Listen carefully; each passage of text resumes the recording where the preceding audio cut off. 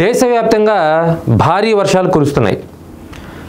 దేశంతో అంటే ప్రధానంగా మనకి ఆర్థిక రాజధానిగా ఉన్నటువంటి ముంబై అయితే అతలాకుతలం అయిపోతుంది. అదేవిధంగా మన ఆంధ్రప్రదేశ్లో కూడా వర్షాలు కురుస్తున్నాయి. కొన్ని చోట్ల కొన్ని ప్రాంతాలు ముంపుకు గురయ్యాయి.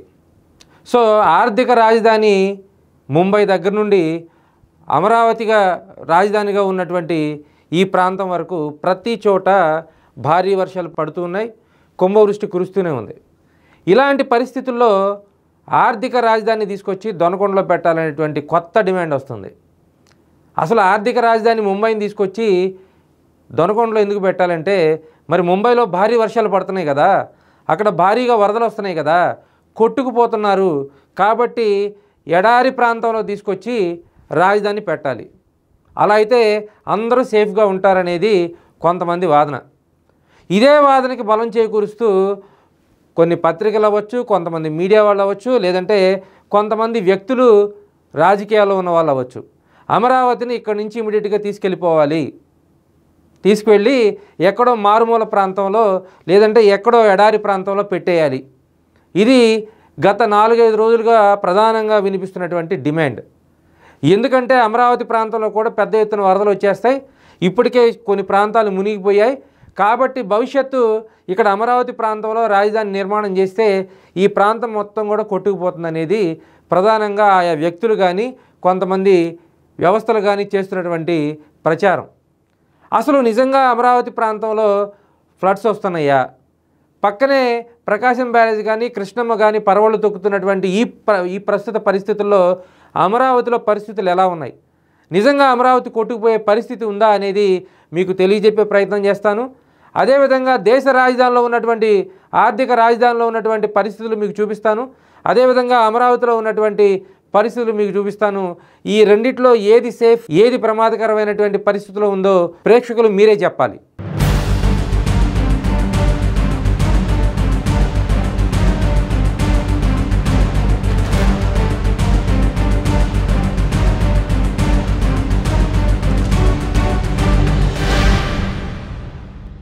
చెప్పాను కదా, అనుకున్నట్లుగానే మీకు అమరావతి ప్రాంతాన్ని చూపించే ప్రయత్నం చేస్తాను. ఎందుకంటే గడిచిన కొద్ది రోజులుగా రాష్ట్ర వ్యాప్తంగా అంటే అటు విజయనగరం నుంచి ఇటు ఇటు చిత్తూరు జిల్లా వరకు ప్రతి ఒక్క ప్రాంతంలో కూడా వర్షాలు కురుస్తూనే ఉన్నాయి.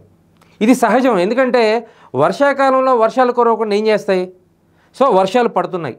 వర్షాలు పడినప్పుడు ఆంధ్రప్రదేశ్ రాజధాని ఎలా ఉంది, ముఖ్యంగా అమరావతి ప్రాంతంపై, అమరావతి రాజధానిగా ఉన్నటువంటి ప్రాంతంపై పెద్ద ఎత్తున బయట ప్రచారం జరుగుతుంది.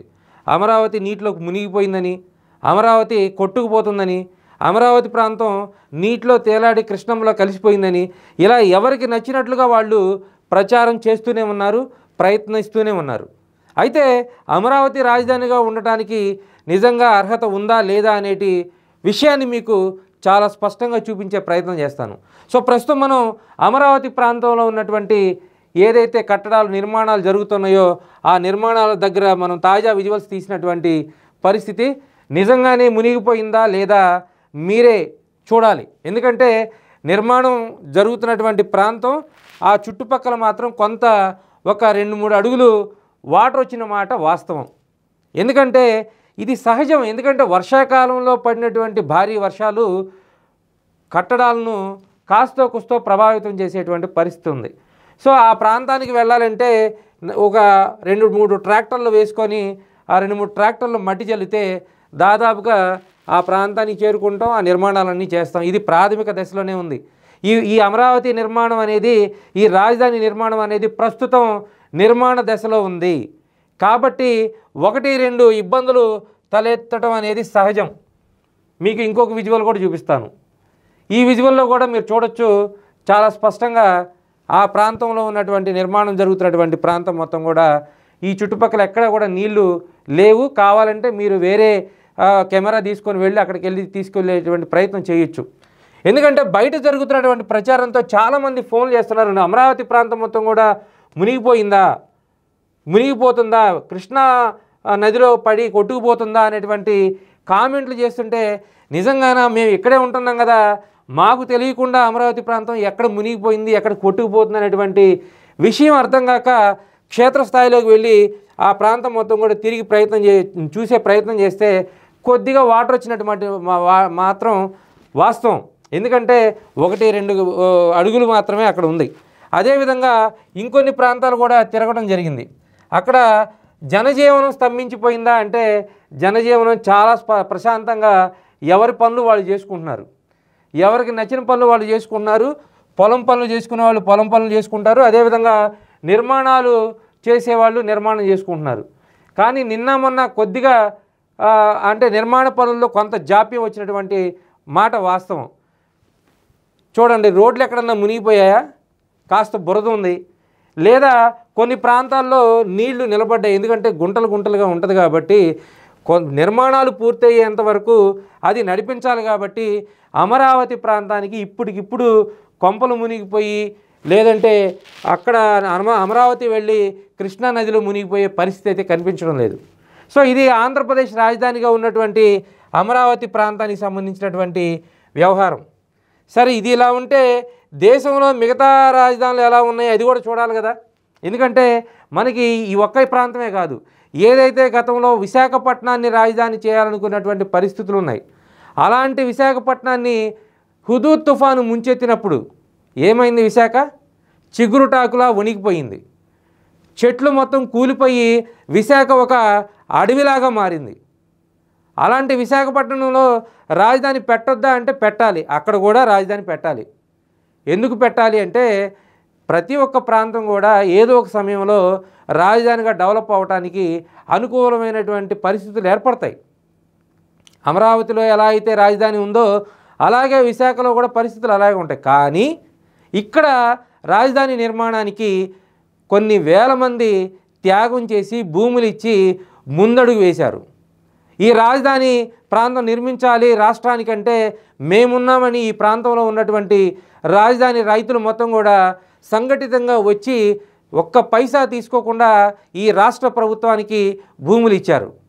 అలాంటి రాజధాని ప్రాంతంలో ఏం చేయాలి అంటే నిర్మాణాలు చేయాలా, లేదంటే వర్షం పడింది 4 చినుకులు పడ్డాయి అని చెప్పని వదిలేసి వెళ్ళిపోవాలా? ఇది ఎందుకు అర్థం కావట్లేదో స్థానికంగా ఉన్నటువంటి నాయకులకు అర్థం కావట్లేదా, లేదంటే కూటమిలో ఉన్నటువంటి ఎమ్మెల్యేలకు అర్థం కావటం లేదా? ఎందుకంటే ఒక పక్కన భారీగా ప్రచారం జరుగుతుంది, అమరావతి నీట మునిగిపోతుంది, ఇక్కడి నుంచి ఖాళీ చేసి వెళ్ళిపోవాలనేటువంటి దుష్ప్రచారం జరుగుతుంటే ఇక్కడ 164 మంది ఎమ్మెల్యేలు కూటమి ప్రాంతానికి సంబంధించి కూటమి పార్టీలకు సంబంధించి ఎమ్మెల్యేలు ఎవరు కూడా మాట్లాడకుండా అమరావతి ప్రాంతంలో రియాలిటీ ఏంటో చూపించే ప్రయత్నం లేకుండా చేష్టలు అడుగు చూస్తున్నటువంటి పరిస్థితి కనిపిస్తూ ఉంది. బయట నుంచి వస్తున్నటువంటి ఫోన్ కాల్స్ నిజంగా ఒక్కొక్కసారి బాధాకరంగా అనిపిస్తుంది. ఎందుకంటే వాస్తవం లేని చోట అక్కడ ఏదో అగాధం ఉంది, అక్కడ ఏదో ఊబి ఉంది అనేటువంటి చెప్పే ప్రయత్నం చేస్తే సాటిగా అంటే మనం ఒక జర్నలిజం ఒక మీడియాలో ఉన్నప్పుడు ఒక జర్నలిస్ట్గా నిజంగా ఇది నిజమైన వార్తేనా, నిజంగా ఇక్కడ అంత దుర్మార్గం జరుగుతుందా, అంత వినాశనం జరుగుతుందా అనేది మనం చూసే ప్రయత్నం చేస్తే అక్కడ ఏమీ లేదు. వర్షం పడినప్పుడు ఒక 2 అడుగులు నీళ్లు మాత్రం నిలిచాయి. ఇక అమరావతి రాజధానిగా ఉన్నటువంటి ఈ రాష్ట్రానికి ఆంధ్రప్రదేశ్కి రాజధానిగా ఉన్నటువంటి అమరావతిలో ఈ పరిస్థితి ఉంటే దేశానికి ఆర్థిక రాజధానిగా ఉన్నటువంటి ముంబైలో ఎలా ఉందో కూడా మీకు చూపించే ప్రయత్నం చేస్తాను. ఆంధ్రప్రదేశ్ రాజధాని అమరావతి ప్రాంతంలో 1 అడుగు నీళ్లు వస్తుంటే భారీ వర్షాలకి ఆర్థిక రాజధాని ముంబై పరిస్థితి చూపిస్తాం మీకు. ఇది ముంబైలోని మెట్రో రైల్వే స్టేషన్ల పరిస్థితి అనే కన్నా దుస్థితి. ఎందుకంటే ఒక్కరోజు కాదు 2 రోజులు కాదు, కొన్ని దశాబ్దాల క్రితం నుంచి ముంబై అనేది ఒక మహానగరం. ఎందుకంటే ఇక్కడ ప్రీ ప్లాన్డ్గా కట్టినటువంటి మెట్రో రైళ్ళు, దాని స్టేషన్లు, దాని వ్యవహారాలు, భారతదేశ ఆర్థిక రాజధానిగా అనేక మంది క్రికెట్ దిగ్గజాలు కానీ ఆర్థిక దిగ్గజాలు కానీ ఈవెన్ దో మీకు సచిన్ టెండూల్కర్ లాంటి వాళ్ళు, అంబానీ లాంటి వాళ్ళందరూ కూడా ఇదే ముంబైలో మకాం వేసి ఉంటారు. అదేవిధంగా దేశ ఆర్థిక రాజధానిగా స్టాక్ మార్కెట్ కూడా ఇక్కడే ఉంటుంది. ఏదైతే ముంబై మహానగరం ఉందో ఆ ముంబై మహానగరం యొక్క దుస్థితి మీరు చూడండి. ఇప్పుడు మెట్రో రైల్ స్టేషన్ మీకు చూపించాను, అక్కడ ఉన్నటువంటి అంటే ఎంత మేర వచ్చింది మీకు వాటర్ అనేది మీరు ప్రత్యక్షంగా చూశారు. మరి ఇంకోసారి చూడండి, పూర్తిగా ట్రాక్లు మొత్తం కూడా నీట మునిగిపోయినటువంటి పరిస్థితి. ఇది మెట్రో రైల్వే స్టేషన్ పరిస్థితి ఇలా ఉంటే మీకు ఇంకో విజువల్ చూపిస్తాను. ఇండియా గేట్ అంటారు. ముంబై మహానగరంలో ఆ సముద్రం చేసేటువంటి విలయం చూడండి మీరు.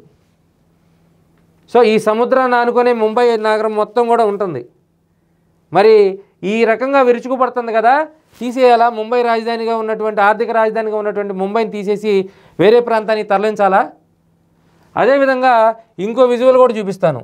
అక్కడ బ్రతుకుతున్నటువంటి ప్రజల దుస్థితి ఏ విధంగా ఉందో చూడండి. అంటే నేను ఆ మహారాష్ట్ర ప్రభుత్వాన్నో ముంబై ప్రభుత్వాన్నో అంటానికి కాదు, ఎంత పెద్ద ప్రభుత్వం అయినా సరే, ఎంత పెద్ద ప్రణాళికతో కట్టినటువంటి నిర్మాణం అయినా సరే, రాజధాని అయినా సరే, ప్రకృతి విలయతాండవం చేసినప్పుడు కష్టాలు తప్పవు.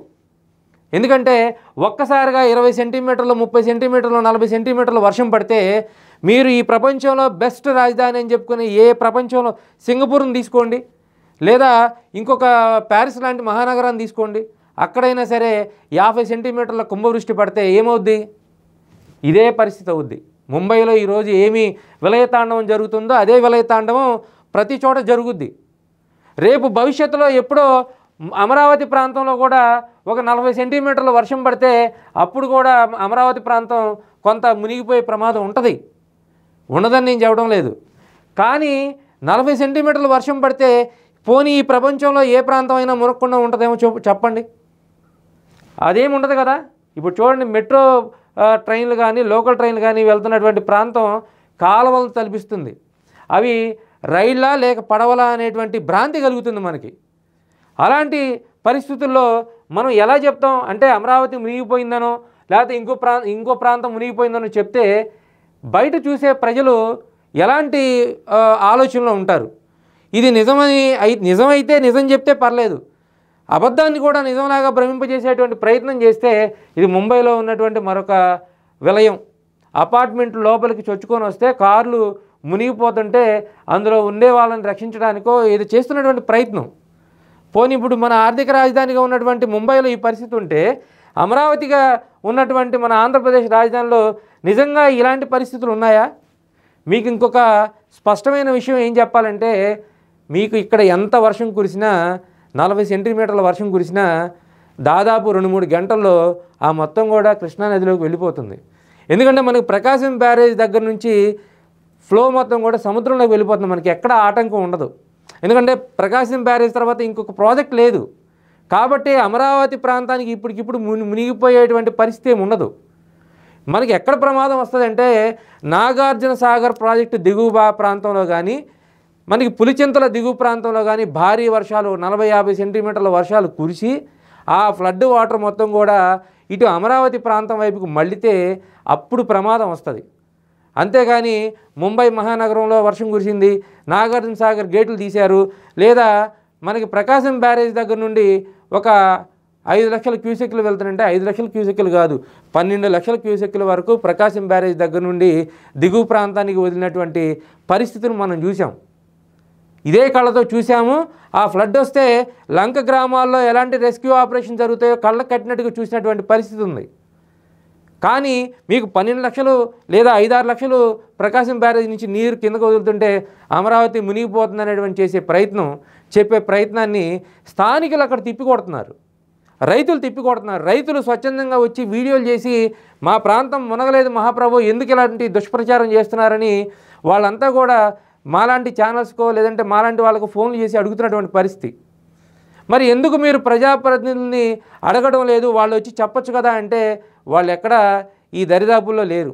వాళ్ళ ప్రయత్నాలు, వాళ్ళ రాజకీయాలు, వాళ్ళ అధికారాలు, వాళ్ళు ఏదో వేరే ప్రయత్నాల్లో ఉన్నారు. అందుకని అక్కడ గ్రౌండ్ లెవెల్లో ఉన్నటువంటి క్షేత్రస్థాయిలో ఉన్నటువంటి పరిస్థితులు చూసాం. అదేవిధంగా ముంబై మహానగరంలో జరుగుతున్నటువంటి విలయం చూసాం.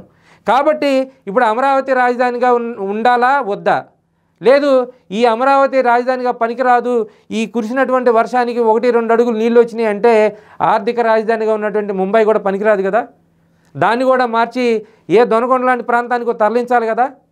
ఇదే కదా చేస్తున్నటువంటి ప్రయత్నం కానీ, చెప్పేటువంటి ప్రయత్నం కానీ ఈ ప్రాంతంలో జరుగుతున్నటువంటి పరిస్థితి.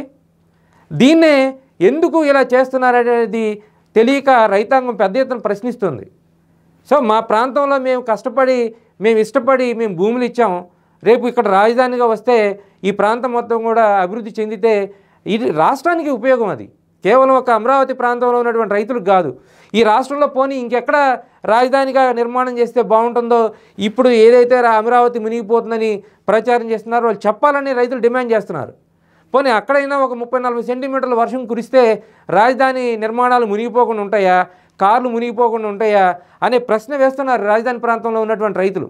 దీనన్నిటికీ కూడా ఈ అమరావతిని రాజధానిగా తీసేయాలనో తరలించాలనో చేస్తున్నటువంటి ప్రయత్నం చేస్తున్నటువంటి నాయకులు సమాధానం చెప్పాలని ప్రధానంగా రైతులు డిమాండ్ చేస్తున్నారు. మరి ఈ ప్రశ్నలన్నిటికీ ఎవరు సమాధానం చెప్పాలో చూడాలి.